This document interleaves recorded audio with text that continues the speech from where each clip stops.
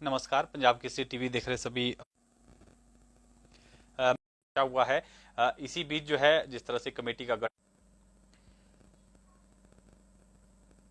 इस बीच सरकार की तरफ से एक कमेटी का जो गठन किया गया है, उसको 30 अप्रैल तक का समय दिया गया है। 30 अप्रैल के भीतर जो है कमेटी न्यू पे कमीशन को लेकर जो विसंगतियां सामने आ रही हैं, उसको लेकर जो है वो डिसाइड करेगी क्या कुछ आगे किया जाना है, किस तरह से विसंगतियों को दूर किया जाना है। ये तमाम जो सुझाव जो है वो कर्मचारियों की तरफ से आ रहे हैं, शिकायतें कर्मचारियों की तरफ से आ रही हैं, उनको लेकर जो है 30 अप्रैल तक का समय दिया गया है। यानी 30 अप्रैल तक जो कर्मचारी राइडर और इनिशियल स्टार्ट की बात कर रहे हैं, मांग कर रहे हैं, फिलहाल 30 अप्रैल तक जो है कर्मचारी इसको भूल जाएं और 30 अप्रैल तक जो है कमेटी इसको लेकर कुछ जो है वो फाइनल डिसीजन लेगी, जिसके बाद ये विसंगतियां जो हैं वो दूर हो पाएंगी।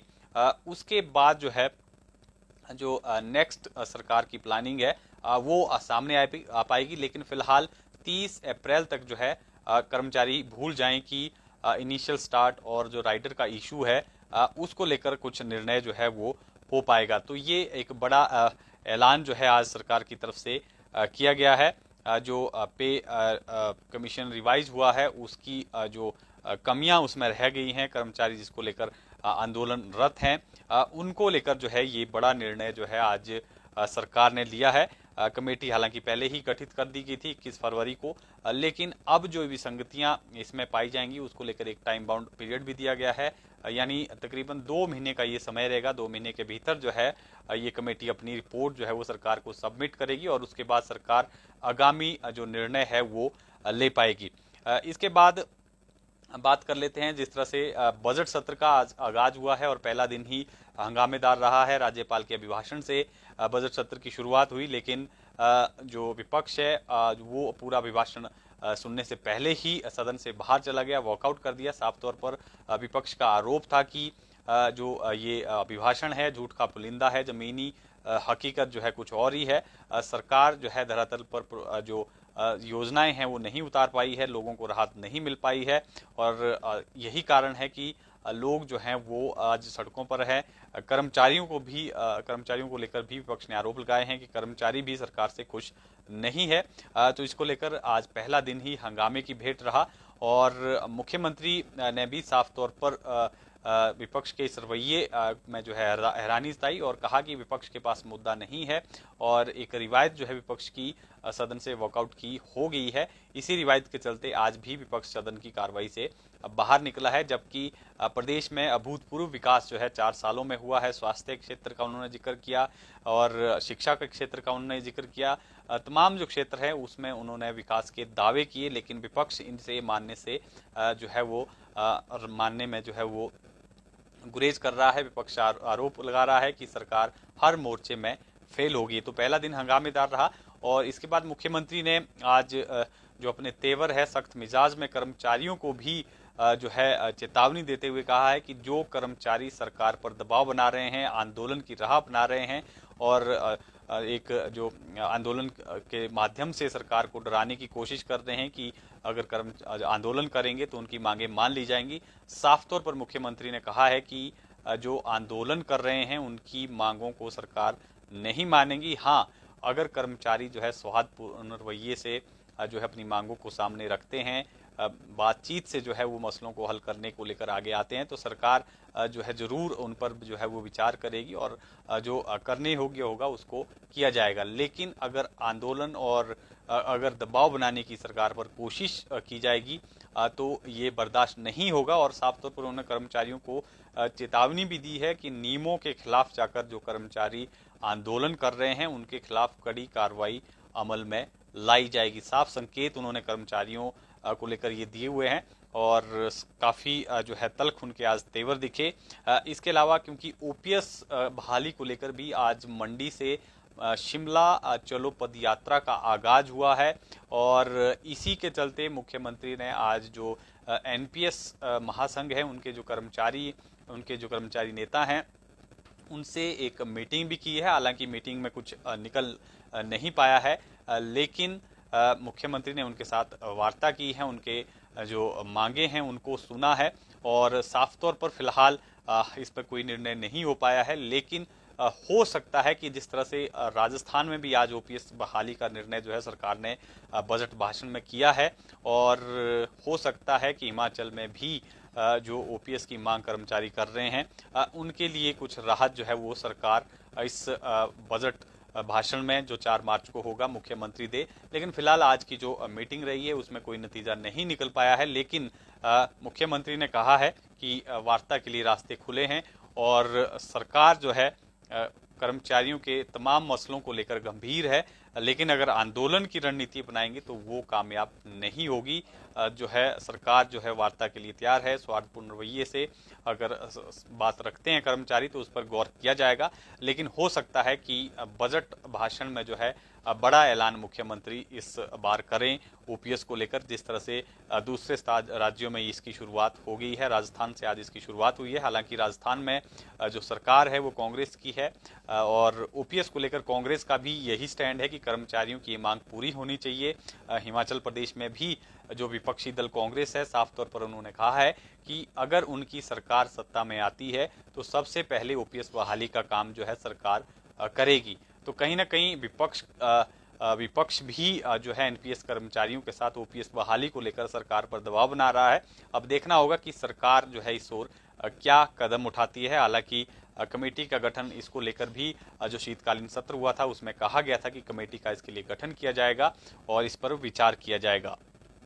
तो कहीं ना कहीं पूरा प्रेशर जो है वो कर्मचारी भी बना रहे हैं और विपक्ष भी इसी रणनीति के साथ आगे बढ़ रहा है। देखना होगा कि क्या कुछ इसमें जो है वो निकलकर सामने आता है। लेकिन फिलहाल आज की अगर बात करें, जो आज बैठक थी वो बेनतीजा रही है। हालांकि तमाम जो बातें हैं एनपीएस कर्मचारियों की वो हुई है, लेकिन अंतिम निर्णय जो है इसमें नहीं हो पाया है। इसके अलावा क्योंकि सामान्य वर्ग आयोग को गठन को लेकर भी शीतकालीन सत्र में मुख्यमंत्री ने कहा, घोषणा की थी कि सामान्य वर्ग आयोग का गठन होगा और आज इसको लेकर अधिसूचना जो है वो सरकार की तरफ से जारी हो गई है। यानी हिमाचल प्रदेश में जो सामान्य वर्ग आयोग है उसका गठन हो गया है और इसमें एक अध्यक्ष जबकि 2 सदस्य जो है वो सरकार चुन सकती है। साथ ही एक जो सदस्य सचिव होंगे वो ज्वाइंट सेक्रेटरी लेवल के जो हैं वो गवर्नमेंट के अधिकारी होंगे। वो इसमें जो है वो जो सदस्य सचिव हैं वो जो है इसमें होंगे और इसका गठन जो है वो हो गया है।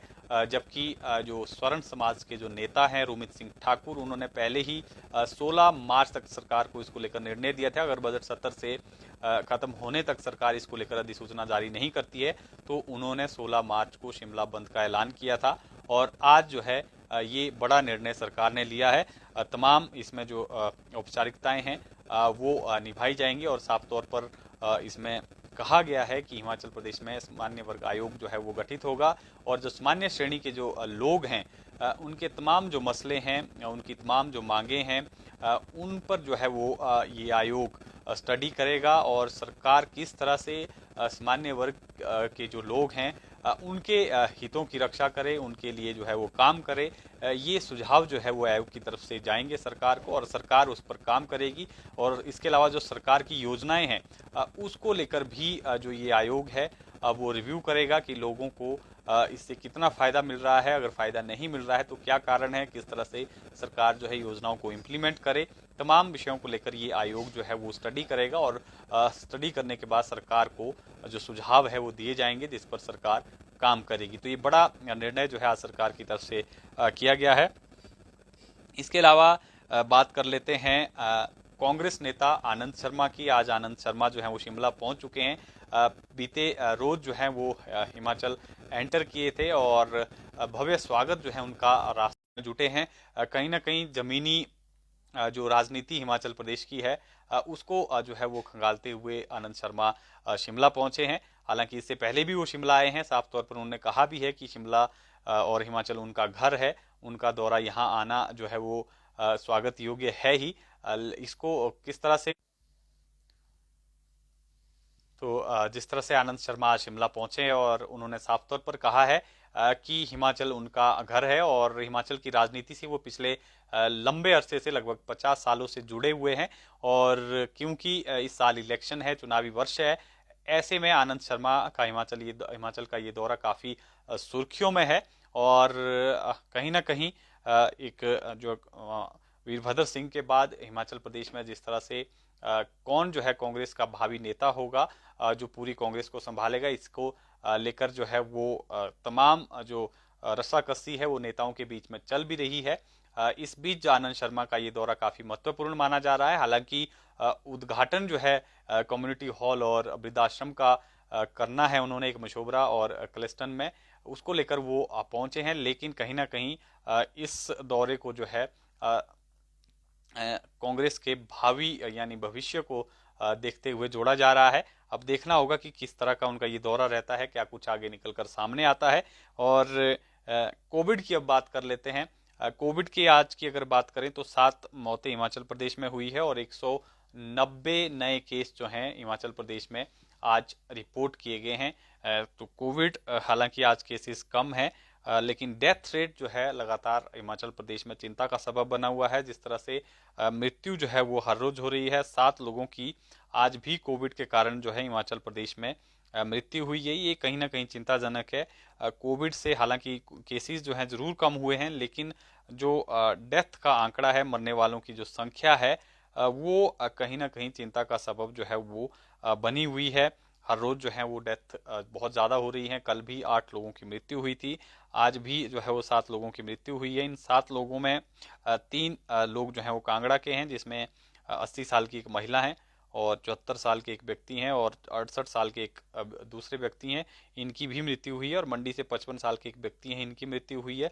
जबकि 3 मौतें जो हैं वो हमीरपुर की हुई है। इसमें एक 67 साल के हैं, एक 70 साल के और एक 71 साल के व्यक्ति हैं जिनकी कोविड के कारण मृत्यु है। कहीं ना कहीं उम्रदराज लोगों को शिकार जो है कोविड बना रहा है। और केसेस की अगर आज के दिन की बात कर लें, 190 नए मामले जो हैं हिमाचल प्रदेश में आज रिपोर्ट किए गए हैं। 190 केस में 7 मामले बिलासपुर के हैं, चंबा के 19 केस हैं, हमीरपुर के 30 मामले हैं, कांगड़ा के जो है 78 केस आए हैं। कांगड़ा में सबसे ज़्यादा 78 मामले जो हैं आज पॉजिटिव केस के हैं। और 3 मंडी में 12 और शिमला में 18 केस हैं, सिरमौर में 5 और इसी तरह से सोलन की अगर बात कर ले तो 14 मामले सामने आए हैं। जबकि ऊना में 2 एक्टिव केस जो हैं आज सामने आए हैं। और हिमाचल प्रदेश में अब एक्टिव केस की अगर बात कर लें तो 1570 केस जो हैं वो एक्टिव। तो हम बात कर रहे थे कोविड के मामलों की। 171 लोग जो हैं आज ठीक भी हुए हैं। तो कहीं ना कहीं कोविड भी चिंता का कारण जो है फिलहाल बना हुआ है। और इसके अलावा जिस तरह से कल एक घटना जो है वो ऊना परसों जो है घटना कल जो है घटना ऊना में सामने आई थी, जिसमें 6 महिलाओं की जो है वो ब्लास्ट के कारण मृत्यु हुई थी। उसको लेकर जो है सरकार ने जांच के आदेश जो है वो दे दिए हैं। डिविजनल कमिश्नर जो हैं इसमें जांच करेंगे। हालांकि जो अवैध रूप से ये पहले ही फैक्ट्री जो है वो पाई गई है, अवैध रूप से ये फैक्ट्री जो है वो पटाखे की चल रही थी। अब किसके इशारे पर ये चल रही थी और कैसे ये फैक्ट्री जो है वो चल रही थी, इसको लेकर जो है जांच की जाएगी। आज खुद जो है उद्योग मंत्री विक्रम सिंह ठाकुर मौके पर गए हैं और वहां पर पूरे घटनास्थल का उन्होंने दौरा किया है और तथ्यों को खंगालने की कोशिश की गई है और पूरी रिपोर्ट जो है वो मांगी गई है। अब जांच जो है वो सौंप दी गई है। जांच के बाद जो है सख्त कार्रवाई का मुख्यमंत्री ने ऐलान किया है और कहा है कि सरकार जो है माफिया राज को बर्दाश्त नहीं करेगी। किसके इशारे पर ये अवैध फैक्ट्री वहां पर पटाखों की चल रही थी, इसकी जांच जो है वो की जाएगी। और इससे पहले जिस तरह से शराब से भी, जहरीली शराब से एक कुछ लोगों की मृत्यु जो है वो हुई थी स्लापड़ में, उसमें भी मुख्यमंत्री ने कहा है कि सरकार ने जहरीली शराब में इन्वॉल्व लोगों के खिलाफ भी इससे पहले कभी इस तरह की कार्रवाई नहीं हुई थी, उनके खिलाफ जो है कड़ी कार्रवाई की है। इसी तरह की कड़ी कार्रवाई जो है ऊना की इस जो पटाखा फैक्ट्री है इसके खिलाफ भी की जाएगी।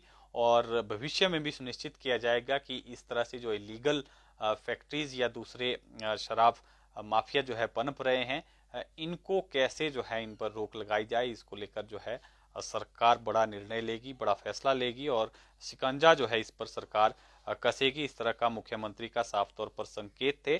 और किसके इशारे पर ये फैक्ट्री चल रही थी, इसको लेकर भी तमाम विषयों को लेकर जो है उन्होंने कहा है कि जांच होगी और जांच के बाद जो है सख्त कार्रवाई अमल में लाई जाएगी। इसके अलावा क्योंकि आज बजट सत्र आज से शुरुआत हुई है और कल भी बजट सत्र देखना होगा, क्योंकि विपक्ष जिस तरह से आज सदन के अंदर उतरा था, देखना होगा कि क्या जो ये बजट सत्र है 16 बैठकें होनी है, क्या 16 दिन जो है सदन की कार्रवाई किस तरह से चलती है, क्या विपक्ष का रवैया रहता है। हालांकि विपक्ष ने पहले ही अपने तेवर जो है वो तलब कर दिए हैं और आज ही जो है इसकी शुरुआत हो गई है। पहला दिन हंगामेदार रहा है, सदन की कार्रवाई से विपक्ष ने वॉकआउट किया है और कल क्योंकि शोकोद्गार से कल जो है सदन की कार्रवाई की शुरुआत होगी, उसके बाद प्रश्नकाल होगा और राज्यपाल के अभिभाषण पर जो है अब चर्चा होगी। देखना होगा कि विपक्ष किस रणनीति के साथ सदन में उतरता है। तो फिलहाल के लिए इतना ही। तमाम अपडेट्स के साथ आपके साथ कल फिर जुड़ेंगे। आप बने रहें पंजाब केसरी हिमाचल के साथ।